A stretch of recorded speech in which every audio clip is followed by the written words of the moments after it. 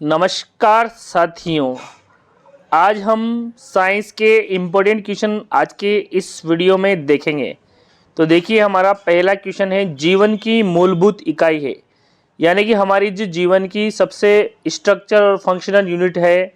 तो देखिए, माइटोकॉन्ड्रिया, केंद्रक, कोशिका और हृदय। तो यानी कि कोशिका जो है हमारे शरीर की मूलभूत इकाई है, यानी कि हमारे शरीर की फंडामेंटल और स्ट्रक्चरल यूनिट है।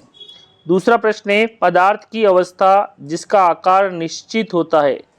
तो देखिए, आकार जिसका निश्चित होता है वो होता है ठोस, यानी कि जो ठोस होते हैं इनका आकार निश्चित होता है, जबकि द्रव जो होता है इनका आकार निश्चित नहीं होता है लेकिन आयतन निश्चित होता है। जबकि गैस जो होते हैं उनका आकार और आयतन दोनों ही अनिश्चित होते हैं।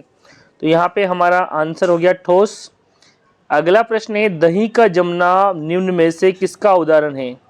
तो देखिए, यहाँ पे बहुत ही इंपॉर्टेंट क्वेश्चन है, इसको बारीकी से। दही का जमना, देखिए दही जब दूध का दही में बदलना, यानी कि जब दूध दही में बदल जाता है तो इसको हम कहते हैं रासायनिक परिवर्तन। ओके, तो दूध का दही में बदलना क्या है, एक प्रकार का रासायनिक परिवर्तन है। लेकिन यहाँ प्रश्न दिया हुआ है दही का जमना, तो यानी कि दूध का दही में बदलना तो रासायनिक परिवर्तन है, ये तो इसमें कोई दो राय नहीं है। लेकिन अगर जैसे कोई चीज़ जम रही है, जैसे पानी का जमना है, तो यानी कि जो जमा हुआ पानी है, यानी कि जो बर्फ़ है उसको वापस जल यानी कि द्रव अवस्था में बदला जा सकता है, तो वो जो है भौतिक परिवर्तन है। लेकिन यहाँ दूध जो है वो जब दही में बदल जाता है तो दही से दूध नहीं बनता, तो यानी कि ये जो है रासायनिक परिवर्तन है। नेक्स्ट जो क्वेश्चन है वह है पृथ्वी की सतह पर कितने प्रतिशत जल है।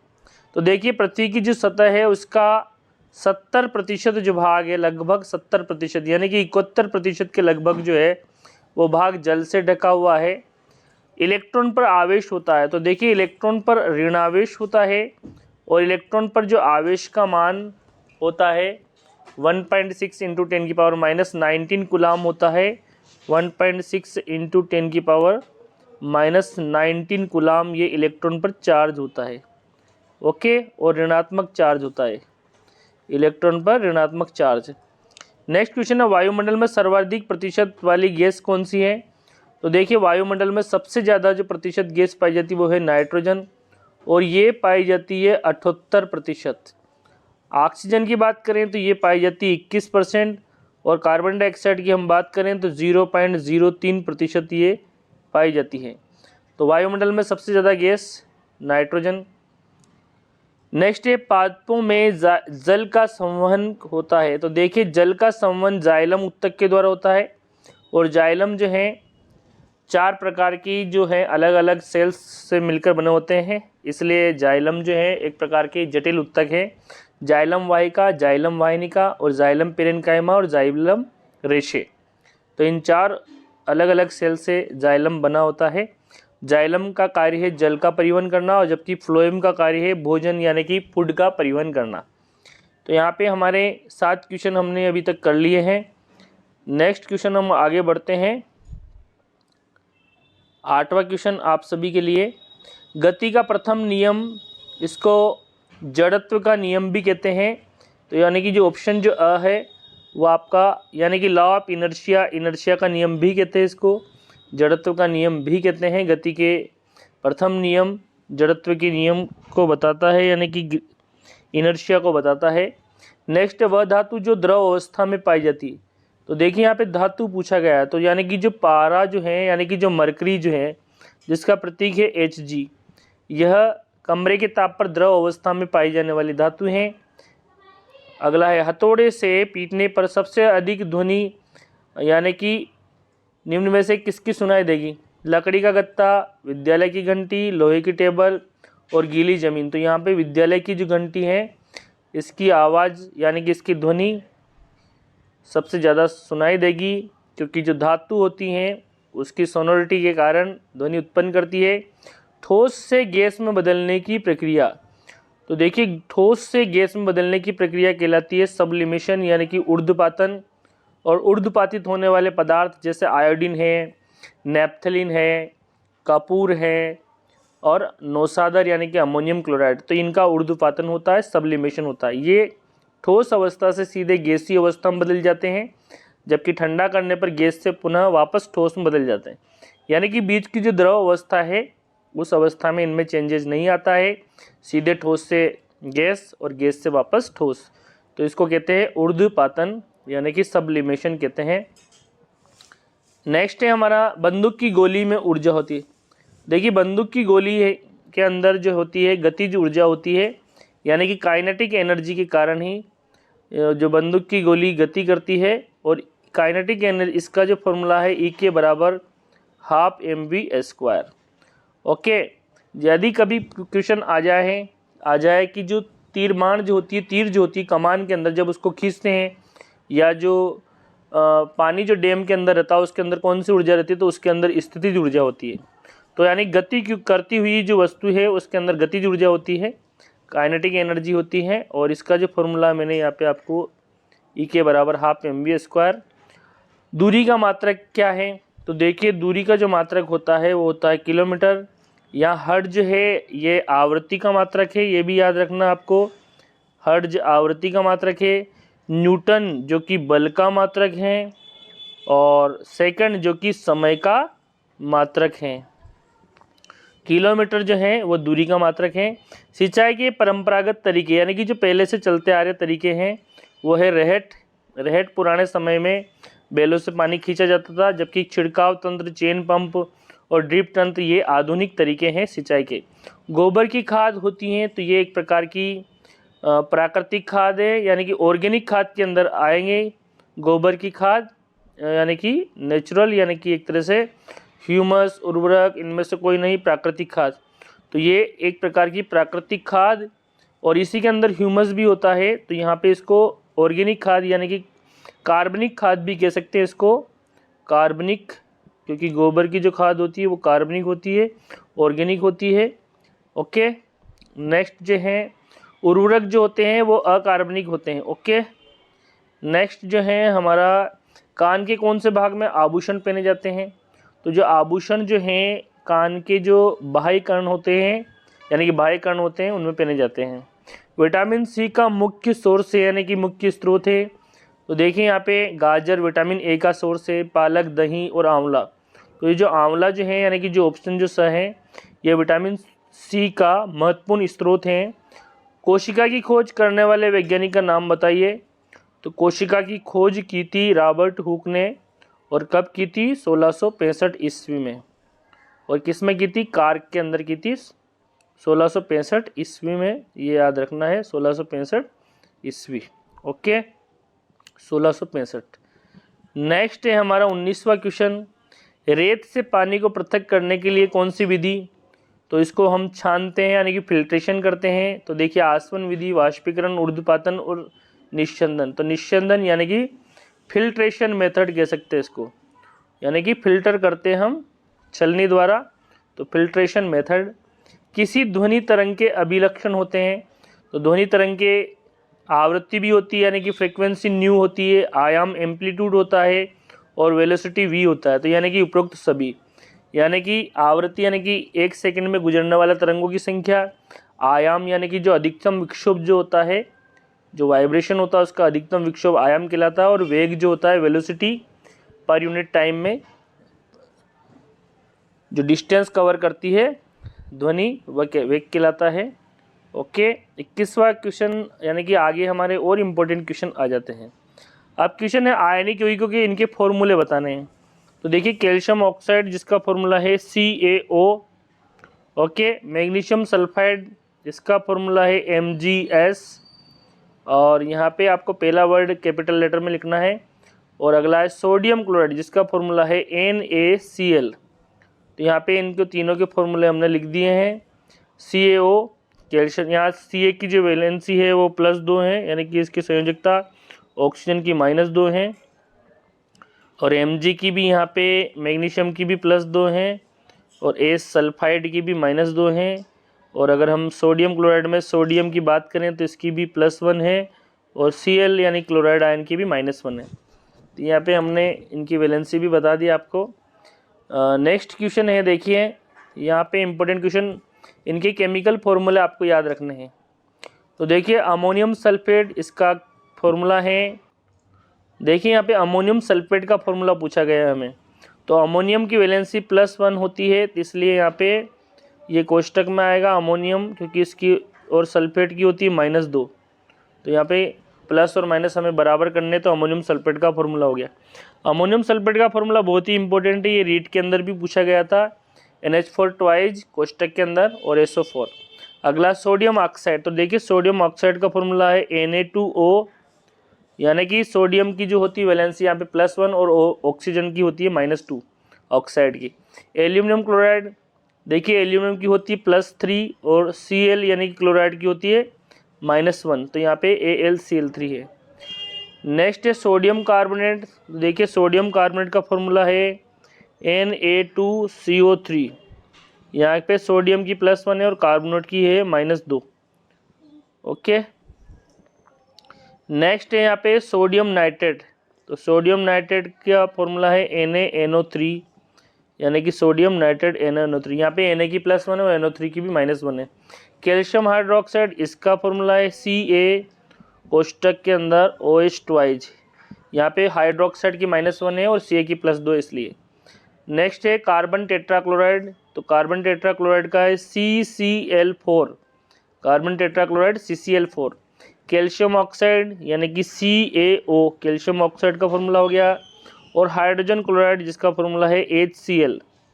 ओके, यहाँ पे मैं आपको अमोनियम सल्फेट का फॉर्मूला बना के बताता हूँ, अगली स्क्रीन पर देखिए ध्यान से कैसे हम अमोनियम सल्फेट का फॉर्मूला लिखेंगे। तो हमारा फॉर्मूला है, हमें लिखना है अमोनियम सल्फेट का, अमोनियम सल्फेट। ध्यान से देखिए कैसे फॉर्मूला बना हमारा। ओके, तो देखिए अमोनियम जो है इसका फॉर्मूला है NH4 और सल्फेट का है SO4। ओके, अमोनियम की वैलेंसी है +1, SO4 की है -2। इसको इधर भेजिए, इसको इधर भेजिए, ये 2 इधर आ गया और 1 उधर चला गया। अब जो है अमोनियम को हमें नीचे 2 बार लिखना है, तो नीचे अमोनियम को हम 2 बार कर देंगे। तो अमोनियम ये 2 बार हो गया और इसको कोष्टक में लिखना पड़ेगा क्योंकि ये पॉलीएटमिक आयन है। और इधर सल्फेट जो है ये 1 ही बार है, ये नीचे की तरफ यहाँ सल्फेट लिख दीजिए SO4। ओके, तो ये आपका फॉर्मूला बन गया अमोनियम सल्फेट का NH4 twice SO4, ammonium sulphate. Okay, तो यहाँ पे आपका अमोनियम सल्फेट का फॉर्मूला कंप्लीट हो गया। ठीक है, ये फॉर्मूला आपका अमोनियम सल्फेट का फॉर्मूला ये जो है ये यहाँ पे इस तरह से निकल के आया। नेक्स्ट जो है अगला है हमारा, ये भी फॉर्मूले ही है, आयनों की संयोजकता पूछी गई है यहाँ पे। तो देखिए सोडियम आयन की संयोजकता है, अभी आपको पहले ही बता दिया +1 है, यानी कि 1 है, याद रखना +1। यहाँ मेटल की प्लस में होती है और नॉन मेटल की माइनस। पोटेशियम की भी 1 ही है संयोजकता +1, सिल्वर की भी 1 ही है वैलेंसी, याद रखना है। मैग्नीशियम जो है इसकी +2 है, यानी कि 2 है, ये याद रखना है। कैल्शियम की इसकी भी 2 है, ये भी याद रखना है क्योंकि मेटल है तो प्लस में है, ध्यान रखना। और कैल्शियम के बाद जिंक की है, तो जिंक की भी +2 है यहाँ पे। ओके, नेक्स्ट है ब्रोमाइड यानी कि Br, ब्रोमाइड की है -1, यानी कि ये माइनस में है। ओके, आयोडीन, आयोडीन की भी -1 है, यानी कि -1, आयोडीन की भी -1 है। इसके बाद सल्फाइड यानी कि एस, इसकी -2 है, इसलिए अपन S-2 लिखते हैं। ओके, यानी कि आपको 2 याद रख लेना, आप माइनस में है लेकिन नॉन मेटल है इसलिए। नाइट्राइट यानी कि N-3 है नाइट्राइट की। और फास्फेट यानी कि PO4, यहाँ पे अपन निकाल सकते हैं। फास्फोरस की +5 और ऑक्सीजन की -8 हो रही है, क्योंकि यानी कि एक ऑक्सीजन की -2 है, तो यहाँ पे 4 ऑक्सीजन है तो -8, तो +5 -8 यानी कि इसकी है -3। ओके, और ये हो गया फास्फेट हो गया। सल्फेट SO4 जो है सल्फेट, इसकी है -2। और लास्ट जो बचा है नाइट्रेट, कार्बोनेट और नाइट्रेट, तो तो यहाँ लिख देता हूँ मैं कार्बोनेट की CO3 इसकी -2 है और लास्ट है बचा अपना नाइट्रेट, नाइट्रेट की NO3 -1 है। ओके, तो यहाँ पे सबकी वैलेंसी आपके लिए लिख दी, यहाँ पे नाइट्राइट की लिख दी और हर एक की यहाँ पे वैलेंसी आपके सामने आ गई। ये CO3 की है, NO3 नाइट्रेट की है, सोडियम की +1 है, पोटेशियम की 1 है, सिल्वर की 1 है, मैग्नीशियम की +2 है, कैल्शियम की +2 है, जिंक की +2 है, ब्रोमीन की -1 है, आयोडीन की -1 है, सल्फाइड की -2 है, नाइट्राइट की -3 है, फास्फेट की जो है -3 और SO4 की -2। इस तरह से हमने सभी की वैलेंसी यहाँ पे देख ली है, संयोजकता देख ली है। संयोजकता फॉर्मूले बनाने के लिए ज़रूरी है निम्नलिखित समस्थानिकों यानी कि आइसोटोप के उपयोग, इनसे मिलान करना है हमें। तो देखिए समस्थानिक यानी कि आइसोटोप दिए हुए हैं एक तरफ और इनके एक तरफ इनके यूज़ दिए हुए हैं। तो देखिए आयोडीन का उपयोग कहाँ करते हैं, तो गलगंड रोग के उपचार में किया जाता है आयोडीन का इस्तेमाल। ओके, तो यहाँ पे आयोडीन। कोबाल्ट का जो इस्तेमाल है इसका इस्तेमाल कैंसर रोग के ट्रीटमेंट में किया जाता है। ओके, और यूरेनियम का इस्तेमाल परमाणु भट्टी के अंदर नाभिकीय भट्टी के रूप में किया जाता है। तो यहाँ पे तीनों के इस्तेमाल हो गए, इनके यूज़ हो गए। तो यहाँ पे आयोडीन गेंगा रोग के उपचार में, कोबाल्ट कैंसर के ट्रीटमेंट में, यूरेनियम का परमाणु भट्टी में। ओके, नेक्स्ट हमारे क्वेश्चंस अब आ जाते हम और आगे बढ़ते हैं। यदि किसी वस्तु को स्पर्श कर उसकी अवस्था में परिवर्तन आता है तो उसमें संपर्क बल कहते हैं, और अगर बिना स्पर्श किए अवस्था में परिवर्तन आ रहा है तो उसको असंपर्कित बल कहते हैं। यहाँ कथन दिए गए, इसमें आपको संपर्क असंपर्क पर टिक लगाना है। जब किसी वस्तु को ऊपर की ओर उछाला जाता है तो गुरुत्वाकर्षण बल के कारण नीचे की ओर पुनः लौट आती है, यह बल है। तो देखिए ग्रेविटी जो फोर्स है ये एक प्रकार का असंपर्कित बल है। ओके, असंपर्कित बल। अगला, बेल अपने पेशी बल के कारण बैलगाड़ी को चलायमान करता है, यानी कि बेल डायरेक्ट संपर्क में है बैलगाड़ी के, तो ये संपर्क बल के अंदर आएगा। अगला, हल्की लोह वस्तु चुंबक की ओर आकर्षित होती है। देखिए लोहा चुंबक से अटैच में नहीं है फिर भी वो उसको खींचता है, तो ये असंपर्कित बल का एग्जाम्पल है। और वस्तु के समान ध्रुव एक दूसरे को प्रतिकर्षित करते हैं, चुंबक के समान ध्रुव एक दूसरे को प्रतिकर्षित, तो ये प्रतिकर्षण बल है, ये एक प्रकार का असंपर्कित बल है। ओके, विराम अवस्था में खड़ी गाड़ी को धक्का लगाकर गाड़ी को गतिशील अवस्था में लाया जाता है, तो ये पेशी बल है। तो देखिए पेशी बल जो है वो एक प्रकार का संपर्क बल है। तो यहाँ पे हमने संपर्क बल और असंपर्क बल को समझा। देखिए मैं आपकी स्थिति यहाँ पे क्लियर कर देता हूँ। दो तरह के बल होते हैं, एक होता है संपर्क बल, संपर्क बल। ओके, एक होता है असंपर्कित बल, असंपर्कित बल या असंपर्क बल भी कह सकते हैं इसमें। इन दोनों के एग्जाम्पल आपके सामने रख देते हैं। संपर्क बल के अंदर आते हैं पेशी बल, ओके, और दूसरा जो बल है एक तो है पेशी, दूसरा है घर्षण। क्योंकि जब घर्षण होता है जो दो वस्तु एक दूसरे के कांटेक्ट में होती है, तो ये जो दो बल है हमने क्लियर कर दिए। असंपर्कित बल के अंदर कौन आते हैं, असंपर्कित बल के अंदर आता है गुरुत्वाकर्षण, गुरुत्वाकर्षण बल असंपर्कित बल के अंदर आता है। साथ ही साथ गुरुत्वाकर्षण बल हो गया। दूसरा है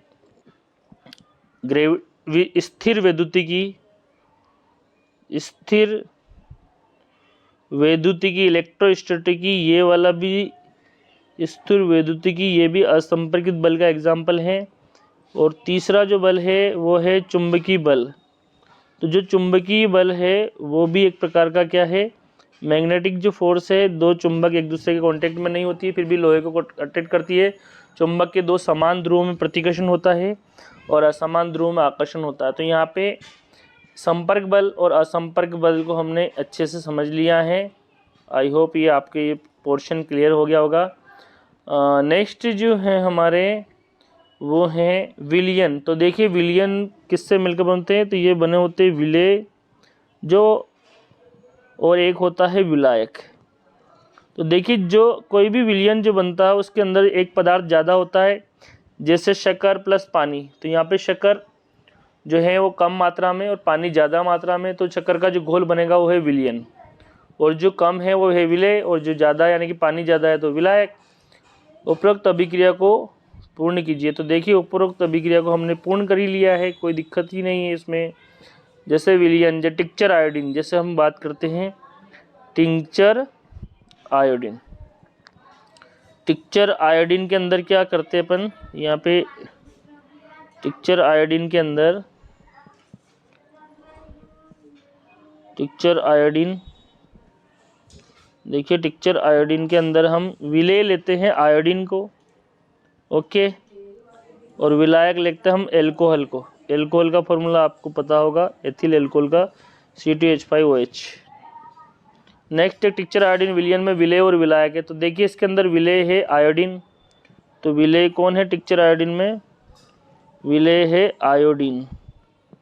जो कम मात्रा में होता है वो आयोडीन यानी कि विलेय है, और विलायक है यहाँ पे एल्कोहल। विलायक कौन है, एल्कोहल। विलायक क्या कौन है, एल्कोहल विलायक है, ओके। नेक्स्ट विलयन किसे कहते हैं, दो द्रवों का समांगी मिश्रण। दो द्रवों का समांगी मिश्रण क्या कहलाता है, विलायक कहलाता है, विलायक कहलाता है। दो द्रवों का समांगी मिश्रण विलायक हैं, ओके। ये आपके क्लियर हो गया, विलायक कहलाता है। यहाँ आप नोट कर लेना आगे, ठीक है, यहाँ जगह नहीं है। तो थैंक यू, मिलते हैं नेक्स्ट वीडियो में, क्योंकि यहाँ पे अधिकांश क्वेश्चन हमने कर लिए हैं, और आखिरी क्वेश्चंस और फाइनल क्वेश्चंस इनको भी आपकी करवा देता हूँ मैं।